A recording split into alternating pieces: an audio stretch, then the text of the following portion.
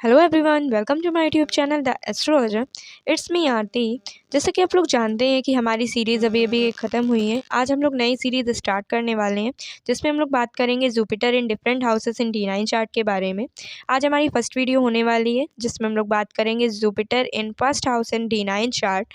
तो चलिए वीडियो को स्टार्ट करते हैं। But before we start the video, सबसे पहले अगर आप चैनल पर नए हैं तो चैनल को सब्सक्राइब कर दीजिए। साथ ही वीडियो को अपने फ्रेंड सर्कल में शेयर कर दीजिए सो दैट वो लोग भी इस प्लेसमेंट को जान सकें। चलिए वीडियो को स्टार्ट करते हैं। यदि किसी जातक की कुंडली में जुपिटर यानी कि बृहस्पति, गुरुदेव बृहस्पति हमारे नवांश चार्ट के फर्स्ट हाउस में प्लेस हो सकते हैं, वेदर ये किसी भी एसेंडेंट का चार्ट है, आप ये वीडियो देख सकते हैं। तो ऐसे में देखा जाता है कि सबसे पहले तो आपको मैरिज आपकी लाइफ में सुनिश्चित हो जाती है, आपकी शादी ज़रूर होगी और काफ़ी अच्छी चलने वाली है अगर जुपिटर यहाँ पे एफ्लिक्टेड नहीं है और मेलेफिक प्लैनेट से एस्पेक्टेड नहीं है।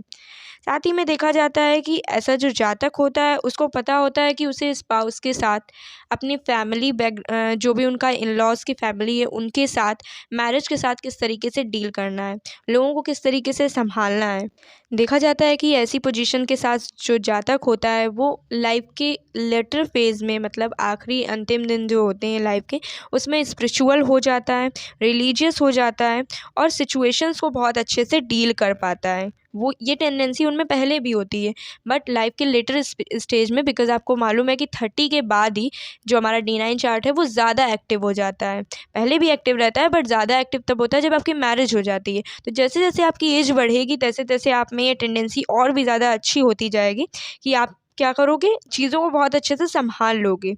जातक जो होता है उसका जो लक होता है, उसका जो भाग्य होता है वो बहुत अच्छा होता है। वो अपनी डिज़ायर्स, अपनी नीड्स को खुद से कंप्लीट कर सकता है। साथ ही में ये चीज़ ये भी इंडिकेट करती है कि ऐसा जो जातक होता है वो बहुत ही ज़्यादा इंटेलिजेंट तो ऑब्वियसली होते ही हैं।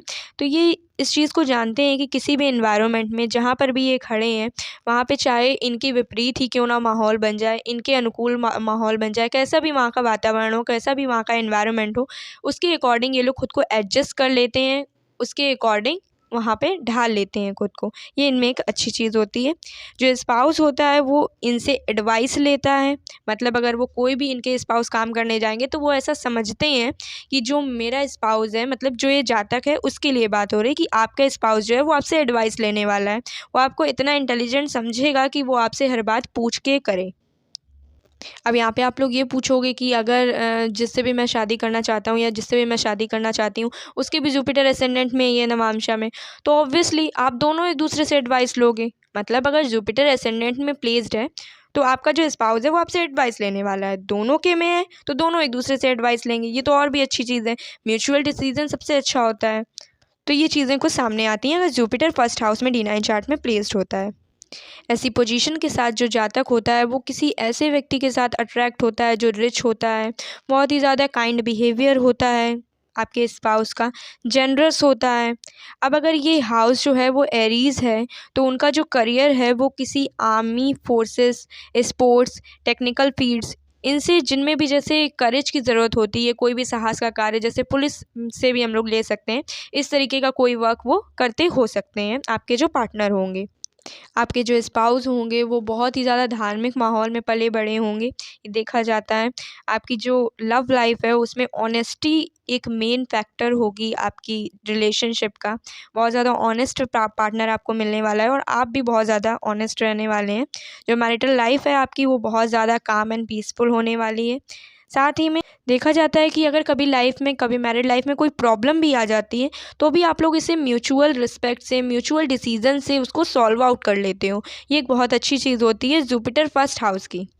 आप एक दूसरे को एक दूसरे की बुरी कंडीशंस में या फिर कभी भी अगर सर्कमस्टेंसेस ऐसी हो जाती हैं जो अपोजिट होती हैं एनवायरनमेंट से या फिर आपके आसपास से, तो भी आप लोग बहुत आराम से एक दूसरे के डिसीजन से, एक दूसरे की सपोर्ट से उस चीज़ को सॉल्व आउट कर लेते हो।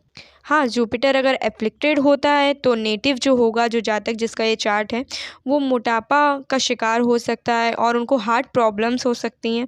आपके जो स्पाउस होंगे वो आपकी हो सकता है हेल्थ की कम केयर करें और अपने तरीके से ही काम को करते रहें। तो ये सारी चीज़ें कुछ देखने में आती हैं।